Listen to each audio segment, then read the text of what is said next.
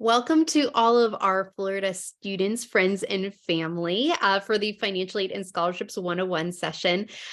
For families who do not reside in Florida, please pop into the other financial aid session as we are going to be speaking about some specific financial aid opportunities available to residents to the state of Florida. We want to make sure that we're giving you all the best information possible. But for my Florida viewers, thank you all so much for joining. We hope that you walk away from this presentation feeling so much more empowered about the financial aid application process, as well as just having a good grasp on some good scholarship tips as you go through the scholarship search and application process, as well as we know that that is an important component to being able to figure out whether you can afford the college or university that you're looking to attend. So to get us started, I always like to work with, kind of a broad overview of college aid so that students and families can really understand the big picture of the different areas that make up how most families are paying for college tuition. Because I think that's going to help as we go more in depth into this topic. And so when we're looking at that broad overview, there's 4 different areas that we're going to be talking about in terms of the different forms of college aid and where the financial aid and scholarship application processes fall within that. So the first is going to be federal aids and grants. And specifically, we're going to be looking at a form called the FAFSA. It's the free application for federal student aid. And we're also going to be looking at an application called the CSS profile. Next, we're going to be looking at loans, and we're not going to go very far into depth into loans because this is an extremely personal decision for a family as to whether they want to take out any loans or not. But we will let you know that here at ScholarTrek, for families that are considering taking out a loan to help pay for college tuition, as many families do, we very much support federal loans. We do not enjoy the idea of private loans, as those tend to be the less secure, higher interest rate loans that people can get into deep trouble with later down the line. So we're not going to talk about private loans in this conversation, but we will touch upon federal loans in just a bit. The third area of college aid is going to be scholarships, whether that's scholarships that are need-based or merit-based. They stem from either the college or university themselves, or they may come from an outside organization. And then the fourth area we'll talk about today is state-funded aid. So specifically for you all, whether it's looking at Florida Bright Futures, as well as the Florida Financial Aid application and what that looks like and how that plays a part in the big picture. Now, also looking at the bigger picture is the financial aid timeline. So I know we have students and families and friends tuning in from all different grade levels of high school. For my seniors who are viewing this, if you have not completed the FAFSA and potentially the CSS profile, just know the time is now. It opened up October 1st, and we want to make sure that you're filling out this information as soon as possible so that a financial aid package can get into your hands. For viewers that are not yet a senior, that is totally okay. We're glad that you're getting on top of the ball and getting this information so that you feel empowered a little bit earlier on. But just know that until October 1st of your senior year, in terms of actually filling out any applications when it comes to need-based financial aid, there's not much that you can actually do. If there is something that you can do, we're going to point that out along the way. But for the most part, you're going to wait until senior year for the need-based financial aid side. Now, in terms of scholarships, there's no need to wait. You can be applying for those now. Now, in terms of the timeline, so January through April of a student's senior year is when most colleges are going to release financial aid packages. So just know it's not instantaneous. Each college handles when they release financial aid packages in kind of their own method. So some colleges do it in first come, first serve. Once that financial aid office is notified that a student has received admission to the university, they may go and say, okay, great. Of that list, whoever filled out their financial aid application first, they'll get a financial aid response from us first. Others will do it based off of the application time period. So they may do all of their early decision or early action students first before regular decision. There can be a multitude of reasons as to why one student might receive their financial aid package earlier than the other. But the biggest thing that you can do for yourself is to make sure that you fill out that FAFSA form as early as possible, because that's the one thing you have control over. The last part is going to be the summertime. So many students who do take advantage of the Florida Bright Future Scholarship It gets applied to a student's tuition bill during the summertime. And so just know that a lot of times the in-state, especially like the State University System of Florida, they may apply this to your tuition bill, but it's actually not finally taken off your tuition bill until the summertime because they need to receive your final high school transcript before they can actually take it off your tuition bill. So just know that. I know it can cause some panic amongst students and families when they don't see the Florida Bright Future Scholarship reflected in what they owe the college or university. So we just want to make sure that you're aware that this often does come later on in the process. So to get into the nitty gritty of things, we are going to spend the most amount of time today talking about the FAFSA. So the FAFSA, again, stands for the Free Application for Federal Student Aid. And I'm going to emphasize that the first word in this application is free. So if you go to Google and you search FAFSA and you end up on a site that is asking you to pay anything, you are in the wrong place. And unfortunately, there are websites that do try to trick students and families into that situation. So the application is always free. It is run through the federal government. So the website is .gov at the end. That's going to be your clue that you're in the right place. You can go to FAFSA.gov or a site called studentaid.gov. It takes you to the exact same spot to be able to apply for federal student aid. So just to kind of reemphasize, it does open October 1st of a student's senior year. And we really do emphasize that you do this as early as possible. There's a few different areas of the FAFSA that we're going to hit on. And one is going to be documents that are needed to complete this process. So some families are not going to need all these documents, but here's what we recommend that you have handy to make sure that you can get through the process. So first and foremost is going to be a social security number. As this is a federal form, currently the United States does require a student to have a social security number to qualify to be reviewed for need-based financial aid. Students who are undocumented, there are ways for you to lower your overall tuition cost, but unfortunately, you will not have the ability to utilize the free application for federal student aid. Students who are not citizens, but are permanent residents and green card holders of the United States do qualify to use the free application for federal student aid. They're going to need their social security number along with their alien registration number. And then from there, every family is going to need access to different tax documents and income information for this process. The majority of families are not going to need much of this handy, but we want to make sure that you do have your tax returns and W-2 information from the last 2 years by your side.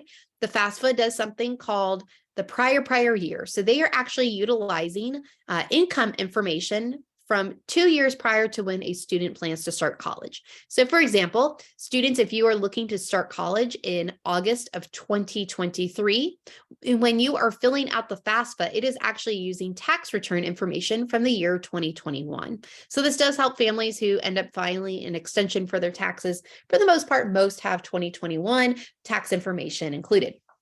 If you have not filed for your taxes, that does not prevent you from being reviewed for need-based financial aid, but you are definitely going to have additional tax return, W-2 information, income verification information handy, okay?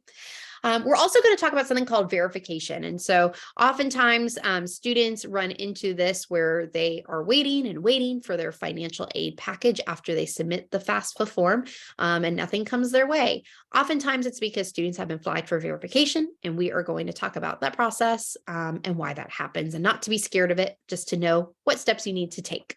And then lastly is going to be something called the EFC. So when families complete the FAFSA, they are given 2 different items. They are given something called a SAR, S-A-R. It's called the Student Aid Report. It's basically a summary of the information that was submitted through the FAFSA form and kind of an overview of the interpretation of that information.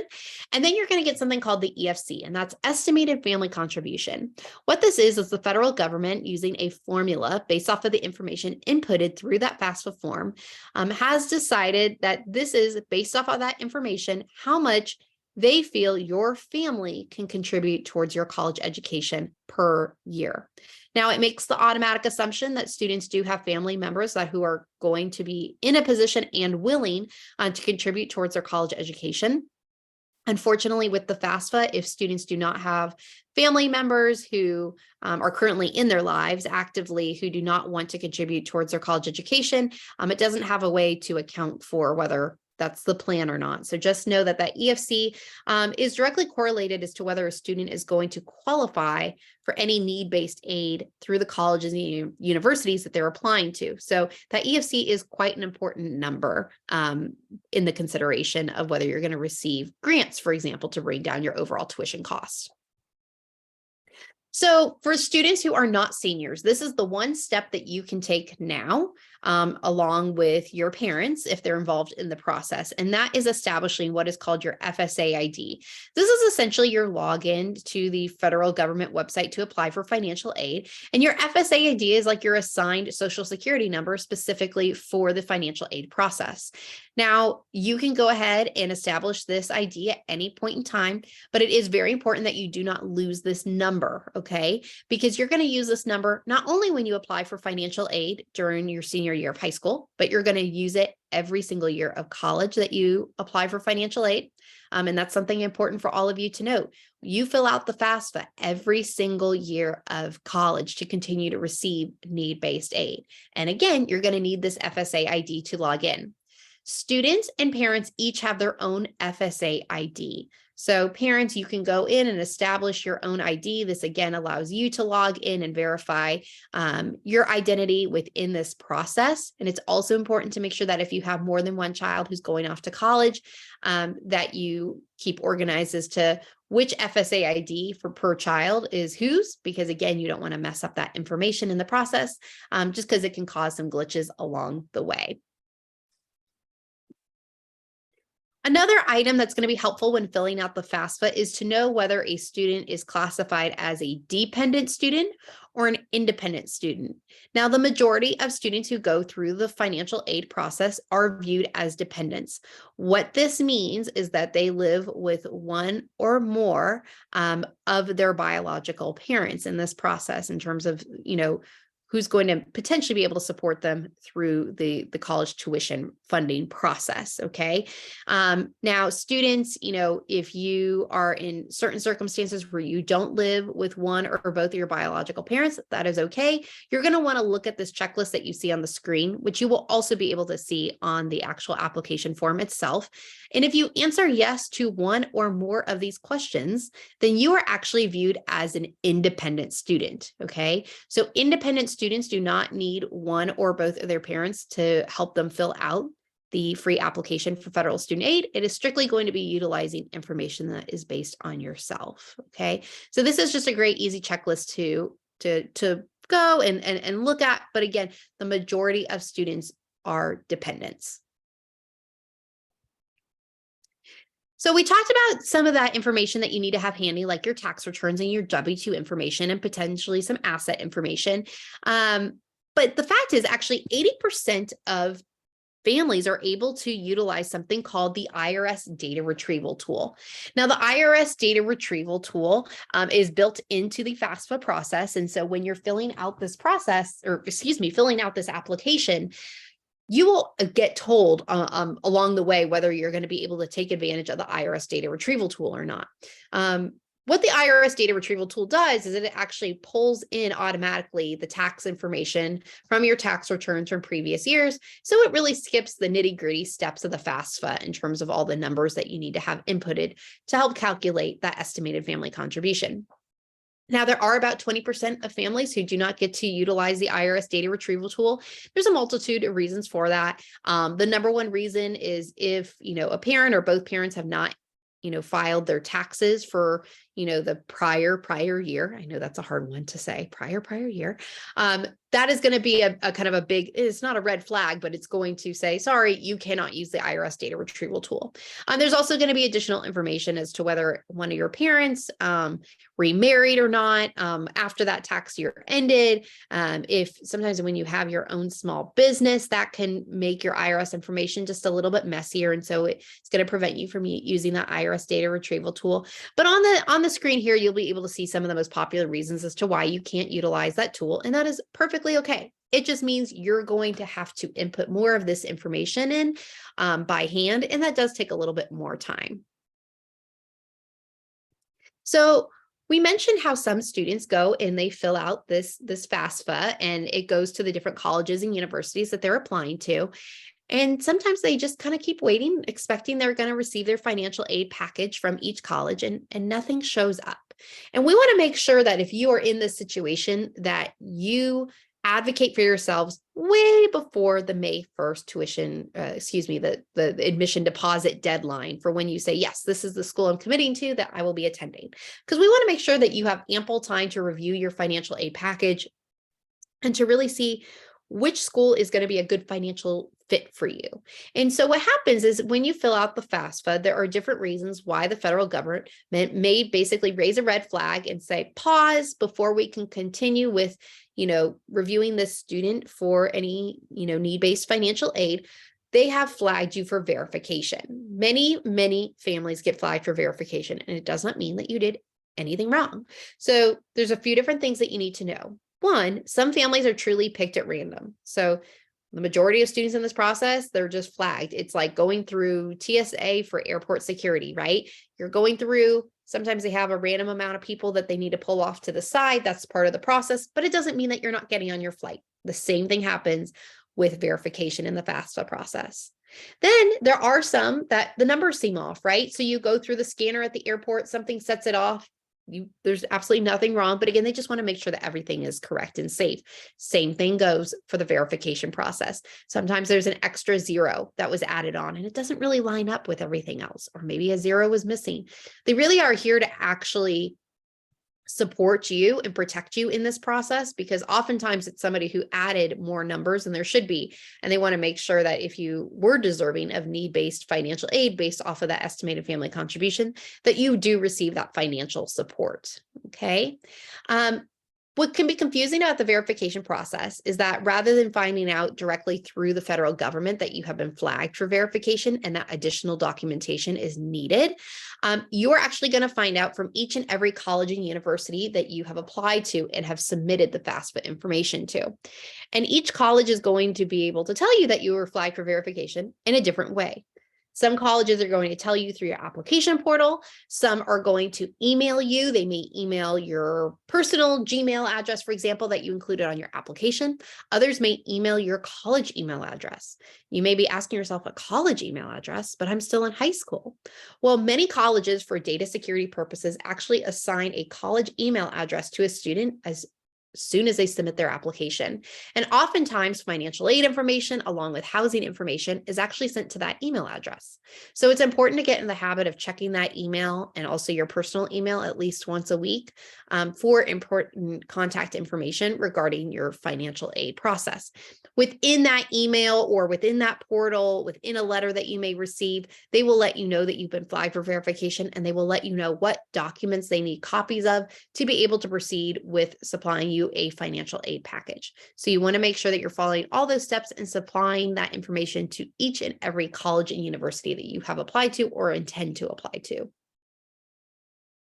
Just to give you that confidence, this is what the homepage for studentaid.gov or FAFSA.gov looks like. So if it does not look like this, you are in the wrong place. Okay, so we want to make sure that you know that. Paying attention to the top tab right here. When you drop down to apply for aid, this is where you can go to complete the FAFSA form. But it also gives you a great way to look at the different deadlines for the FAFSA. It also gives you information on how to apply for loans. So again, if you are looking to take out a federal loan, you're all going to be heading to the same spot here for FAFSA.gov or studentaid.gov. So going into completing the FAFSA form, this is what that page will look like.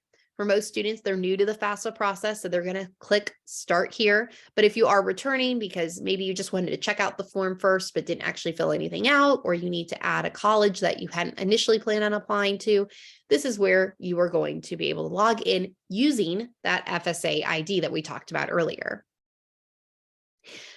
Many people are not familiar with this, but this is a great tool to just give you that confidence when going through the FAFSA process, is the federal government has actually created something called their demo site. And this is the link to get there. This allows you to actually walk through the financial aid process as a fake student. And they allow you to choose different students who may resonate to your home situation to make that process even easier. So definitely write this down, take a screenshot, whatever is easiest for you. This is a great place to go to be able to walk through the entire process, build that confidence up before you go through the process yourself. And students, you can do this at any time during high school. Parents, family members, friends, you can also do this at any time. So we're going to walk through what it looks like to go through the demo site, just so you can kind of see what the FAFSA looks like.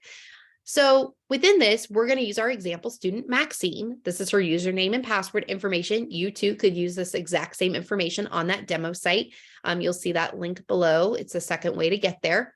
And they also supply us a fake social security number for her, along with a date of birth. This is all the information we're going to need to get into the system to act as if we're filling out the financial aid application for Maxine.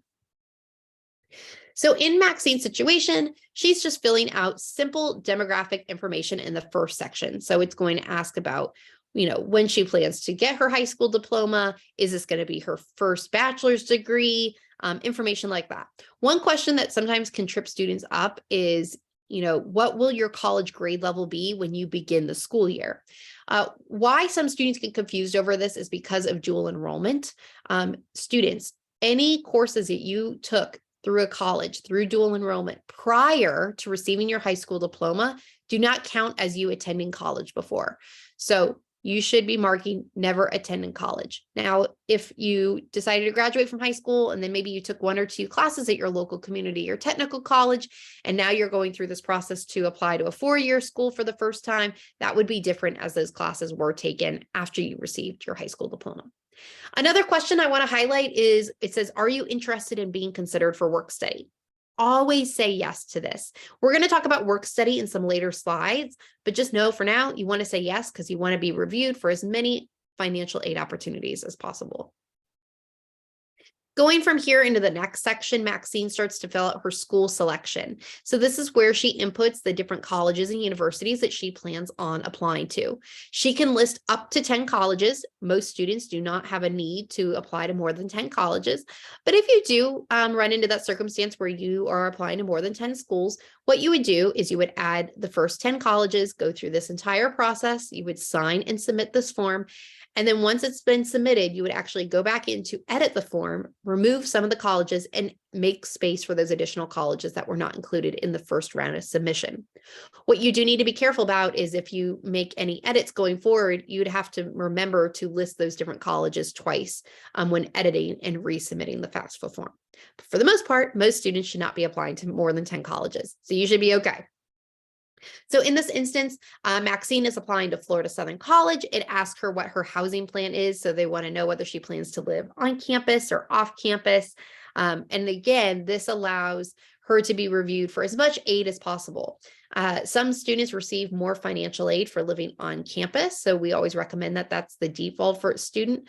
In addition, most colleges and universities often require students to live on campus for their first year. So you want to be able to be reviewed for financial aid based upon that information.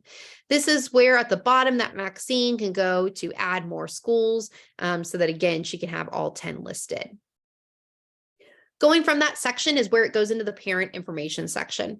This is where every student's family situation is different. Some students are fortunate enough to have both of their parents living together, whether they're married or unmarried, parents who are divorced or separated, whether a student is adopted, sadly facing homelessness at the moment, has been emancipated, or is a ward of the court, for example. Every situation is different, but the FAFSA does do a really great job of asking the questions that need to be answered so that you know that you're filling out the form correctly. Okay. It is important to note, because I think this trips some families up, is that the FAFSA does not look differently at parents, whether they're divorced. They really care about the living situation. So families who are tuning in, if you are divorced from your spouse or you never got married, but you're living together, you would be taking this top section right here. They're going to need both parents' information. Parents who are divorced or separated and a student lives with one parent more than the other, you're only going to be utilizing the parents' information that you spend the majority of your time with. And then students who have divorced or separated parents that live separately, and the students spend, equal amounts of time with each parent, it is going to default to asking you which parent spends more money on you, which I know sounds kind of funny. And most students are able to say, but if you are really in a situation where each parent is spending time and money completely equally on you, then you can choose which parent you would like to go with through this process. So from here, based upon Maxine's information, she is saying that, she primarily lives with her mother. And so we're going to be using her mom's information for the income tax return. Maxine was applying to college to start in the fall of 2022. So she's actually filling out her mother's tax information for 2020. Depending on the relationship with your parents or parents' relationships with your student, you can fill out this portion separately, or you can be working on it together, whichever you see fit based upon this information on income. The big question here, though, is Maxine is being asked whether her mother completed the IRS income tax return for 2020. If she says yes, she will most likely qualify to use that IRS data retrieval tool. If she says no, it will let her know whether she qualifies or not. So that is what the FAFSA form looks like. We do have breakdown sessions that walk you through every single page and question of the FAFSA, depending on your home life situation outside of this presentation that is recorded and able to be viewed at any time. So definitely take advantage of that if you need help and just to build up that confidence of filling out the FAFSA form. In addition to the FAFSA, there are going to be a small handful, when I say a small handful, a few hundred colleges who utilize something called the CSS profile. That is in addition to the FAFSA form. So all students, all families need to fill out the FAFSA, but there are going to be certain students who need to also fill out the CSS profile. The CSS profile is owned and operated by College Board, the same organization that oversees the PSAT, the SAT, your AP exams, for example. And the CSS profile stands for College Scholarship Service. And there are certain member colleges that utilize this. And the CSS profile is actually a more comprehensive way to really dig deep into a student and family's financial situation. And for many families, this actually allows them to qualify for more aid or financial assistance from the schools. So don't be scared of the CSS profile, but I will let you know it is a lot more invasive in terms of the questions and documents that are needed to complete the process. So similar to the FAFSA, the CSS profile opens up October 1st of a student's senior year. Unlike the FAFSA, the CSS profile does have a cost attached to it. It's $25 for the first school. If you are applying to multiple CSS profile schools, you would pay $16 per additional school. Students, if you qualify, for example, for free or reduced lunch at school, or you qualified for a fee waiver for the SAT, please make sure that you talk to your school's counseling office, as they can help you go through the fee waiver process so that you do not have to pay that $25 or $16 per additional school. No college or university wants the CSS profile to be an economic hindrance for any student. Because this is a private application and it is not run by the federal government, you do need to have all of those tax documents handy. So tax returns, W-2s, bank statements, investment information, assets. For example, there's a question that's going to ask if you own a car. And if you do own a car, what year is the car? What's the make and model? It really goes in depth to paint the full financial picture for a student. It's also a great way to more thoroughly see the financial burdens that might be on a family, whether there's medical expenses, students that have, a sibling who is in college or is attending a private school with tuition. It's going to take all of that into account. Okay. Now, the majority of member colleges who utilize the CSS profile are mostly private schools throughout the U.S. They also tend to be ones that have larger endowments. So they are in a position to be able to help students cover more of the tuition costs if need-based aid is needed. A little bit separate from that, Georgia Tech is one of the anomalies of a public university that utilizes the CSS profile. So students, if you're looking to apply to Georgia Tech, you're going to need to fill out not only the FAFSA, but the CSS profile as well. And again, just the benefits of the CSS profile is that it really does allow a more comprehensive picture to be viewed. Some of the items that are missed on the FAFSA that show that there is a higher economic need potentially for financial assistance. So don't be scared of this form. It's here to help you. And if you're curious as to what colleges utilize the CSS profile, you can go to the CSS profile webpage found up top there. And there's a page to show a list of all of the member schools. We're not going to go more in depth into the CSS profile in this presentation, as it's a pretty straightforward application when going through it. Just again, ask a lot of numbers. But if you do need any assistance with the CSS profile, have questions, please reach out to the ScholarTrek team at any point in time. This is what that homepage does look like, just to, again, give you that confidence that you're in the right place. And again, it looks very similar to where you might have registered for the SIT because it is the exact same organization. So looking at all this information together, students fill out the FAFSA, maybe they also filled out the CSS profile. What happens now? What are the components of a financial aid package that you receive from a college or university? So there's 3 different financial aid package components that you can be looking into.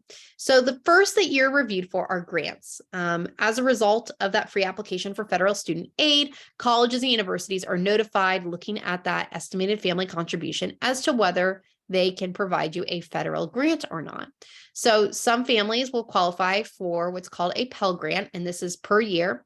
It is a range. So some students could receive a Pell Grant as little as $2,000, for example, upwards of $6,895 per year. There's also a grant called the FSEOG grant. That's the Federal Student Education Opportunity Grant, Special Education Opportunity Grant. And within that grant, I know it's a mouthful, this is a grant that is eligible for some Pell Grant students. So it would be in addition to that potential $6,895. It also is a scale, so a student could receive $1,000 or $4,000 additional per year through the FSEOG grant. Now, the FSEOG grant has been depleted a bit across the years as to how much of this grant money can be supplied to students for each and every college and university. So sometimes colleges do not automatically put this grant money on a student's financial aid package. So I empower you to reach out to the financial aid offices for each and every college and university that you're applying to ask, if you can be considered and reviewed for this grant in supplement to your Pell Grant. Another area of the financial aid package is going to be something called federal loans. Now, these are loans that you have either qualified for or not. If you don't qualify, they will not be listed on your package, and you do not have to take out these loans. But this is something that is being offered to help you be able to fulfill your obligation for the tuition cost at each college and university. So there's 2 different loans that a student may see on their financial aid package. One is what's called a subsidized loan. The other is an unsubsidized loan. More students will see unsubsidized loans versus subsidized loans on their financial aid package. The difference between these loans is that an unsubsidized loan has the interest rate for that loan that you're taking out. It starts accruing the day you start classes freshman year. Subsidized loans, on the other hand, literally the government is subsidizing the interest rate for that loan. And so you do not start paying that interest rate on that loan until after you have graduated from college or for any reason have decided to take a pause in your education, okay? So some students will see both of these loans on their package, but some may just see unsubsidized loans. And it's gonna give you a specific amount that you can take out. You do not have to take out that full amount. You can take out just a portion of it, and you don't have to take it out at all if you're not comfortable. Another area that won't be listed on the financial aid package, but often comes up in conversation, is something called the Parent Plus loans. These are federal loans, but unlike a subsidized or unsubsidized loan, which are in the student's name, Parent Plus loans are in just that. They are in the parent's name. So this is a separate application that a parent can fill out. And the amount of loans that they qualify for will be generated through a separate application. But parents, I want to emphasize that, this loan is in your name. So even if you have a private, financial agreement with your child in the eyes of the government and the owner of the loan, you are fully responsible for paying back this loan with the accrued interest rate and terms set forth. So do take that seriously before taking out a loan. It's an important family decision. The last part of a financial aid package that you may see is something called work study. And we talked about that on the FAFSA form where it asked, do you want to be considered? And I said, yes, you always want to say yes. So the deal with work study is that, again, to help pay for tuition costs, students who qualify for need-based aid, so for example, Pell Grant eligible students, they can qualify to have an on-campus job where they are often receiving close to minimum wage, sometimes a little bit more, but the intention is that you are using that job and the payment that you're receiving to help pay for your tuition bill. And so many colleges have on-campus jobs, but disproportionately, the majority are actually for work-study students. And so these are students who have committed to working, whether it's maybe 5, 8, 10 hours a week of an on-campus job. You would apply for the job just like any other job that you may have applied to in your life. There's going to be a different application process, potentially an interview process. And then you are given that option to use that money to directly pay down your tuition cost. It is really important, though, for students to know that if you take on a work-study job, that money does go towards your tuition cost. Oftentimes students end up getting their paycheck, they spend it on other items, and maybe that's an item that is needed, for example, like books, but sometimes they use it for pizza money, and we all need food money as well.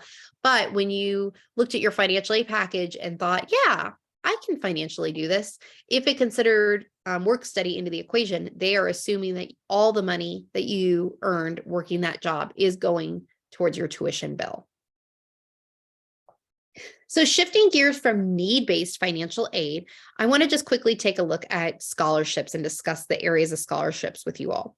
So there are multiple types of scholarships that you're going to come across, whether they're college specific, whether that's merit-based or need-based, but money coming directly from the college or university, scholarships coming from outside organizations like Coca-Cola. Maybe you have a HOSA club that you're involved with on campus, First Robotics, your local Rotary, state-funded scholarships. So we'll talk about Florida Bright Future scholarships in just a second here, along with athletic and military scholarships. Students, if you are looking to go to school on an athletic scholarship, please have a backup plan financially. There's a couple different reasons for this. One, the amount of students who receive an athletic scholarship that is substantial is very, very small. Okay, so we don't want you to depend on that. Second is students sometimes do sadly get injured while playing in college. And if it's an injury that they can't recover from, they are no longer on the team and they no longer have an athletic scholarship. The third part to this is that, sometimes you go from being the best of the best on your high school team and you got a ton of playing time. And now you're on a team in college where you're not getting much playing time. And quite frankly, you're not really enjoying it that much. And so some students are put in a hard position where they either have to kind of stick with it, even though they don't want to because of a scholarship they received, or they have to give up their scholarship to be able to spend the time in a different way than they would like to. So keep that in mind, okay? In terms of military, this is two-sided. There's students who are looking to serve our country, whether it's through ROTC, for example, and so that way you're in an ROTC program while attending college, and then you would be enlisted as an officer after graduating, and you would have that commitment. It's a great way to be able to pay down tuition costs. You don't even have to enlist in active duty. So there's a lot of opportunities to take hold of an ROTC scholarship.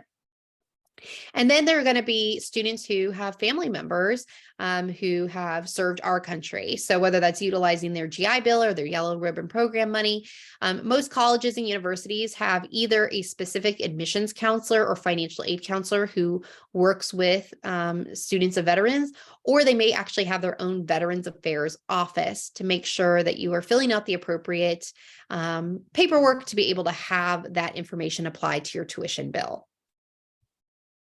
So looking at Florida Bright Future Scholarship for a section, this is a really great opportunity for Florida students to be able to, bring down their overall tuition costs if they're looking to go to a specific, school in the state of Florida, right? So we want to make sure that you are empowered to know what Florida Bright Future Scholarship covers and how you qualify. So a student qualifies to be either an academic scholar or a medallion scholar if they have the appropriate kind of GPA and test scores, and we'll show those on the next screen. So the academic scholars is the highest tier of the Florida Bright Future Scholarships offerings. And so this covers 100% of tuition and applicable fees at an in-state public university, okay? So when we talk about fees, that's including activity, service fees, health fees, athletic fees, financial aid fees, right? All sorts of different areas. It does not cover housing, however, so please do keep that in mind. And Florida Academic Scholar recipients are also eligible to receive summer awards. So if you want to be able to go to school over the summer term, you are able to take advantage of using that scholarship. Florida Medallion Scholarships is also a great opportunity. It covers 75% of tuition and applicable fees, specifically, when looking at the fall and spring, but Medallion Scholars can also be eligible to be reviewed to receive it for summer awards. So again, really great opportunity to be able to bring down tuition costs and take advantage of the great university system in the state of Florida. When you're looking at the Bright Florida Futures Scholarship Program, these are going to be the Bright Futures GPAs that you need, along with the test scores to be able to qualify, in addition to the different service hours that you need to have logged within the state of Florida for the high school that you attend. So if you're looking for that 100%, academic scholarship through the Florida Bright Futures program, you do need to have 16 high school course credits, and they break that down for you. So 4 English, 4 mathematics, 3 natural sciences, 2 which need to have a laboratory component, 3 social sciences, and 2 world languages, and it needs to be sequential in the same language. And then you need to have a 3.5 weighted Bright Futures GPA. So this may be a slightly different calculation than you see on your high school transcript. So it's important to ask your counselor, what is your weighted Bright Futures GPA? When looking at exams, so for students looking to start in the 2022-2023 school year, for example, it was a 29 on the ACT or a 1330 on the SAT. These scores can change just along with the GPA and service requirement hours year to year. So do make sure that you are staying up to date on those latest numbers. And then those academic scholars also need to have 100 hours of service logged within their high school. Okay. For the Medallion Scholarships, same high school course credit requirements. The GPA is lower. It's a 3.0 weighted Bright Futures GPA, and the test scores are different as well. So you need a 25 on the ACT or a 1210 on the SAT. Service hours are reduced to 75 hours, again, for those Medallion Scholarships. So make sure that you know this information, feel empowered, because again, this is a great opportunity to be able to really make college as affordable as possible within the state of Florida. So switching gears to more general scholarships, I want to talk about merit scholarships for a second. And so each and every college and university, including the public universities in Florida, do have different merit scholarship opportunities. And every college approaches their application process for these scholarships a little bit differently. Most colleges have, a separate application that you might need to fill out. Some just have a checkbox that you need to check when you fill out your application. Others, it's an automatic review. However, you may need to apply by a certain deadline. Oftentimes, scholarship deadlines do align with a university's early action deadline for application review. So while I know that there's a lot going on during your senior year, the more schools that you can apply for by their early action deadline in the fall is going to be the better, because again, it's giving you some confidence that you're most likely not missing any of their merit scholarship deadlines. Now, outside of colleges and universities, there are scholarships, from a multitude of companies and organizations and foundations. They're really anywhere and everywhere. But here are some of my favorite resources to be able to quickly reference in terms of some of those listservs or places to start, whether that's going to the FastWeb website, asking local community organizations. Parents, employers is a huge thing.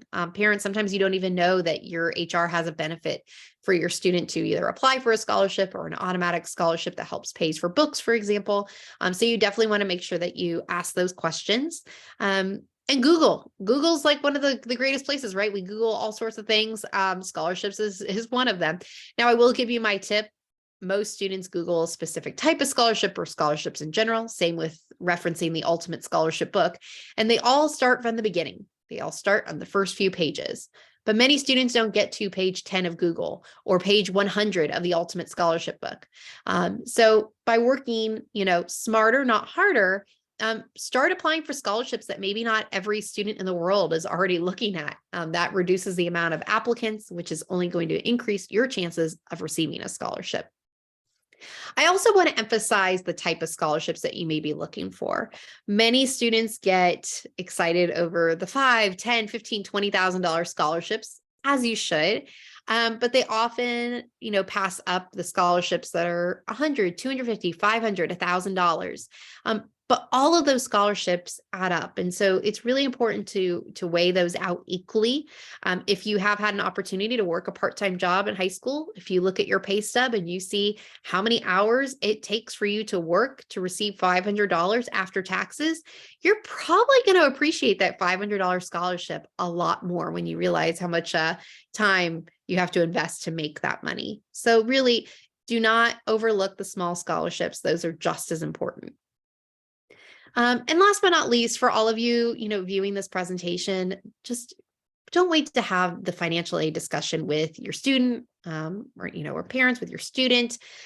It's important to be transparent in where you are. Students, you need to know, right? Is it going to be solely on you to fund your college tuition? And it is for many students, but you need to be empowered to know that. Parents, if you do plan to contribute, be open with your students. How much are you comfortable contributing?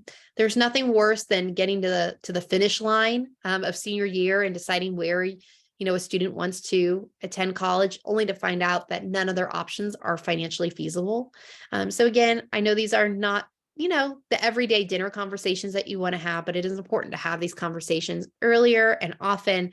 It's really going to set everybody up for success and for a much happier college search and application process. Thank you all so much for joining us. I'm going to put up some helpful links that were referenced during today's presentation if you need to be able to screenshot any of these or write them down. If the team at ScholarCheck can be of any help to you, please do not hesitate to reach out to our team. We love to be able to help schools, and students, but we also know sometimes that individual assistance is definitely needed. So thank you all so much for tuning in, and we hope you enjoy the rest of the resources found within Basecamp.